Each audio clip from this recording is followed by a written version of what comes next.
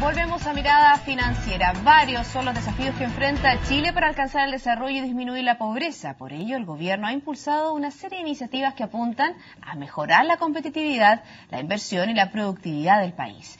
¿Cuál es el avance de ellas y cómo impacta la desaceleración de la economía en estos planes? Se lo preguntamos al subsecretario de Economía, Tomás Flores. ¿Cómo está, subsecretario? Bienvenido. Muy bien, muchas gracias.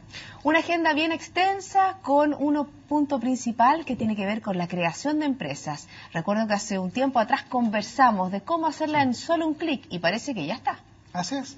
Desde el 2 de mayo entró en vigencia esa ley que tanto nos demoró, más de 2 años de tramitación en el Congreso, y desde el 2 de mayo tú puedes crear tu empresa en el portal www.tuempresaenundia.cl.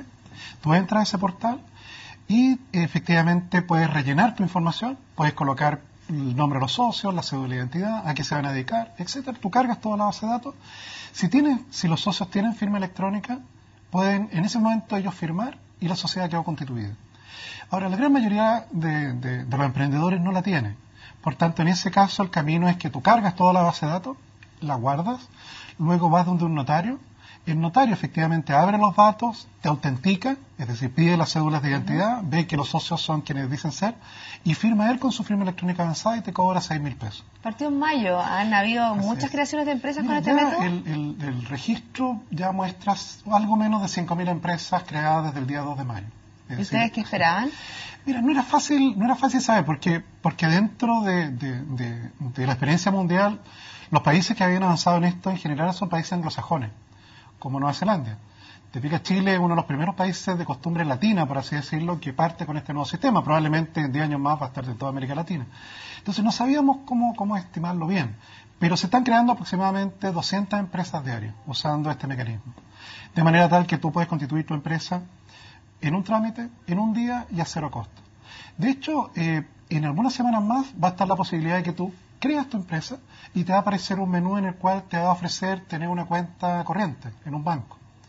Y vas a poder de inmediato tener tu cuenta corriente. Ya teniendo el root de la empresa, agilizar cada vez más los trámites. Tomás, uno de los elementos en los cuales se ha desarrollado en este gobierno es la creación de nuevas empresas. El año pasado fue el año del emprendimiento, este año es el año de innovación. Ya vamos a hablar sobre innovación, pero hay muchas empresas que se crean, pero muchas empresas que quiebran. ¿Qué pasa con la ley de quiebra? Una ley que sé que está en tramitación en el Congreso y que obviamente que eso va a ayudar a agilizar todos estos trámites. Mira, así como es muy importante hacer muy fácil nacer para un emprendedor, también es necesario hacer muy fácil morir. Te fijas, morir no es malo en este contexto, porque lo importante es que muera ese emprendimiento, pero no muera con él el emprendedor. Ese emprendedor debe poder partir de nuevo y tratar un nuevo emprendimiento. Y actualmente le cuesta casi 5 años en bueno, poder partir de nuevo, lamentablemente, ¿no? Nuestra ley de quiebra es bastante antigua y es muy burocrática, muy larga. Efectivamente te puedes demorar casi 5 años en hacer todos los trámites. Es bastante cara, o sea, te cuesta hacer todos los trámites y recupera muy poco dinero. Por eso te pasa a veces que hay empresas que quiebran y tú puedes ver esa fábrica con sus máquinas sin uso por años. ¿Te fijas? Y los mismos trabajadores que laboraban allí sin saber si finalmente alguien les va a pagar el sueldo que les deben.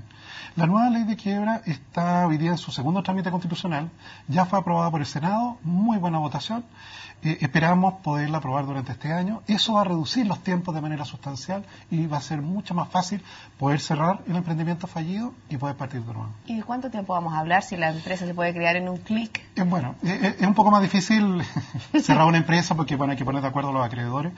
Pero yo creo que podríamos tratar de acercarnos al promedio de la OECD, que es entre 1 año y 1 año y medio para empresas más complejas, algo menos para empresas más sencillas. Y también es muy importante dar la chance de empresas que tal vez no es necesario que quiebren. Quizás es posible reorganizarla, poder incorporar nuevo capital y que la empresa efectivamente siga en operación, tal vez con otra administración, tal vez con otros dueños. Subsecretario, esta ley también incluye la quiebra de personas. Esto es algo nuevo en nuestro país. Es algo nuevo.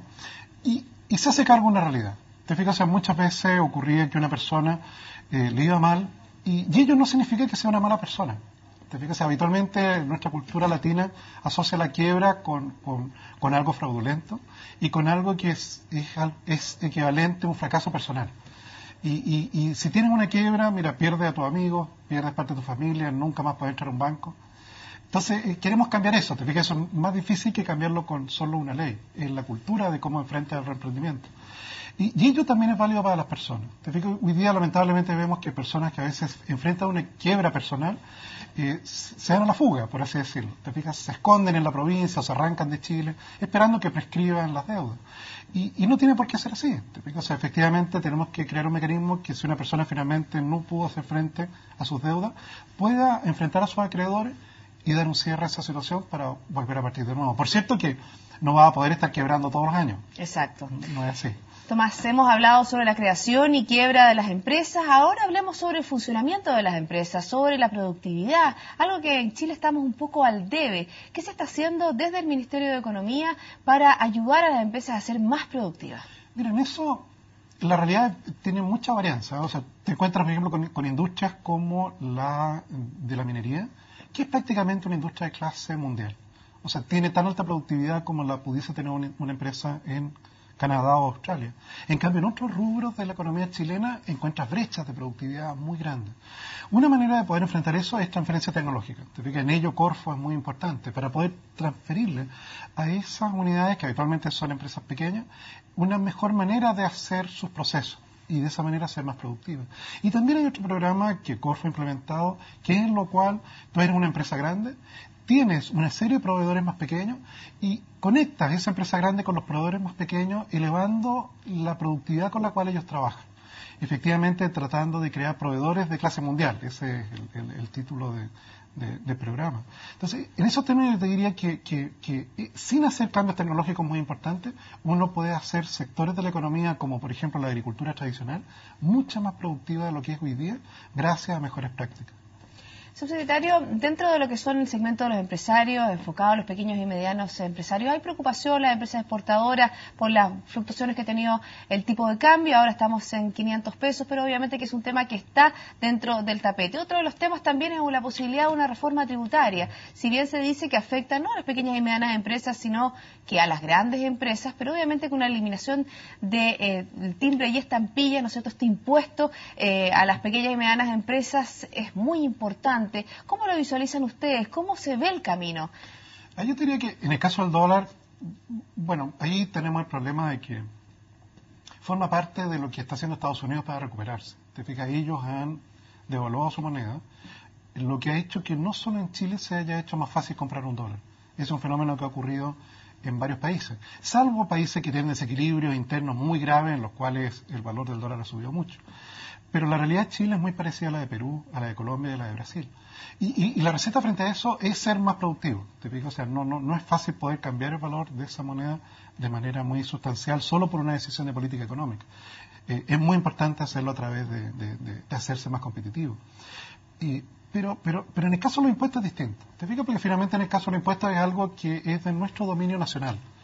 No es algo que dependa de lo que ocurre en Estados Unidos o en Europa. Y evidentemente yo te diría que el corazón de las discusiones que se han generado en torno a los impuestos no solo son graves en términos de subirlos, sino que de cambiar los incentivos. Te fijas, el diseño tributario chileno está orientado a privilegiar el ahorro y la inversión. ¿El FUT? Exactamente. Y fue así en los años 80 y es así hoy día. ¿Te fijas? A veces uno de los errores que cometen países que le ha ido relativamente bien como Chile, que no ha distinguido en la región latinoamericana, es creer que ya lo logramos.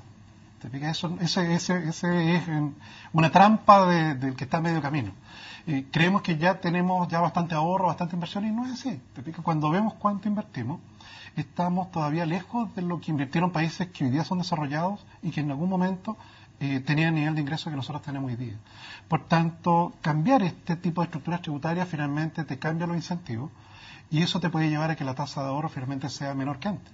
Para una economía como la nuestra, que si quieres ser la primera en América Latina en abandonar su desarrollo, sigue requiriendo de ahorro de manera crucial. ¿Y esto se hace más grave, por ejemplo, con una desaceleración de la economía como la que estamos viviendo actualmente? Sin duda, sin duda. Que tiene estas desaceleraciones, yo te diría que ponen la urgencia en este tipo de reformas microeconómicas, como la agenda de impulso competitivo, y en el cuidado que tiene que tener el diseño tributario. Te fijas que Chile en esta materia avanzó bastante, nosotros no tenemos mucho impuesto, en comparación con otros países que tienen una una muy nutrida cantidad de impuestos.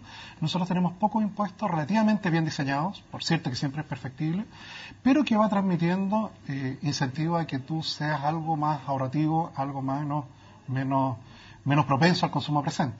Yo sé que es muy agradable el consumo presente, pero todavía nos falta para ello. Hablemos de la agenda pro inversión, se nos acaba el tiempo y yo creo que usted lo ha dicho, que es algo fundamental para seguir la senda del desarrollo, porque nos falta eliminar una serie de trabas, nos falta aumentar la competitividad, la productividad y obviamente que la inversión es importante para eso. Sí, yo diría que en eso queremos tratar de movernos en la dirección de hacerlo algo más institucional. Te fijas, Australia, por ejemplo, tiene tiene un servicio público completo encargado de la competitividad. Te fijas, en el caso nuestro queremos avanzar hacia darle una mayor institucionalidad, que no sea algo solo creado por el exministro Fontaine y que muera cuando termine la administración del presidente Piñera. Queremos que efectivamente la preocupación por la competitividad se mantenga a lo largo de las futuras administraciones. Y eso significa algunos cambios institucionales y incorporar nuevas medidas. Te fijas, de hecho, el ministro de Vicente anunció una nueva agenda, pero ahora relacionada específicamente en problemas regionales, que pudiesen aliviarle la vida algo a los emprendedores que son de fuera de Santiago. Y también aliviar la vida tiene que ver con la formación de los emprendedores y también la formación del capital humano. Yo sé que el Ministerio del Trabajo es el principal impulsor de eso, pero obviamente que Economía tiene una labor fundamental en todo lo que es la implementación de estas medidas. Así es. Yo diría que evidentemente los países crecen porque hay más gente con empleo, más gente invirtiendo y haciéndose mejor las cosas.